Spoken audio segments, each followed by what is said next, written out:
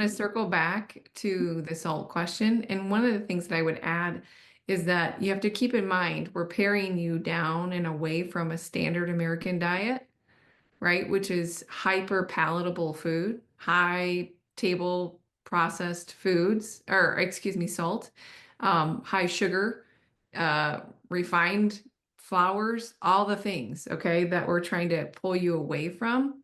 And so when you start eating whole foods, there it takes a little while for your palate to probably adapt, right? Is kind of a good word for that, where you're paring down and away from that hyper palatable kind of addictive food, and really focusing on what the food the cells that need, right? Which is whole food. So proteins, vegetables, fruits, healthy fats is really if you want to just keep it super, super simple. Um, and when you look at adding the salt, even if you have high blood pressure, typically the result is to normalize that blood pressure. So I do want you to be aware, and I believe it was Linda here, that as you go through this protocol, the norm, even though we're having you add, if this is assuming that you're following the food intake that we recommend, right?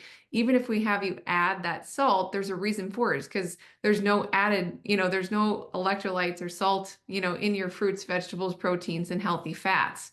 So that's why it's very hard for people to grasp sometimes because they've just been told time and time again, year after year, decade after decade, reduce the salt, reduce the salt, reduce the salt. And to be honest, I would have that same recommendation too if you were eating a standard American diet, right? But that's not what we're doing here. And to the contrary, we need you to add that to balance your electrolytes.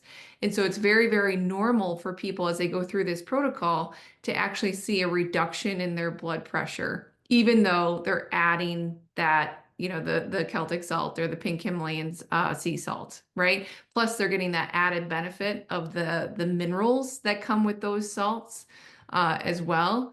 So body gets healthier, cells can stay hydrated far better, and blood pressure starts to normalize. Again, that's going off of the assumption that you're doing your very best with implementing the food recommendations that we recommend along the way, and are, doing your very best to move away from the high palatable, hyper palatable, excuse me, very addictive processed foods that are out there, which aren't really considered food, right? They're if they can sit on a shelf for years and years and years, they're not likely to be able to cause our bodies to thrive. So that's a good kind of litmus test to be like, you know, is this really truly food or is it a man-made chemical?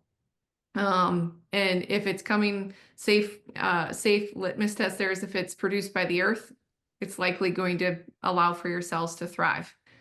When you're in here, when you're in this community, you've got this information and you've got these experts right there at your fingertips.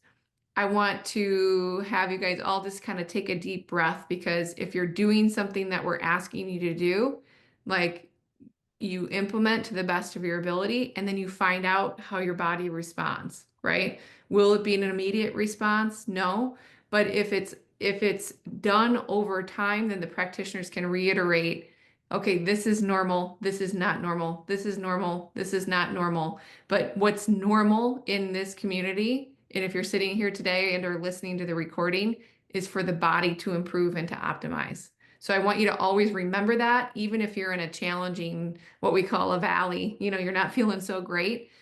Over time, what takes place is the body begins to normalize and optimize.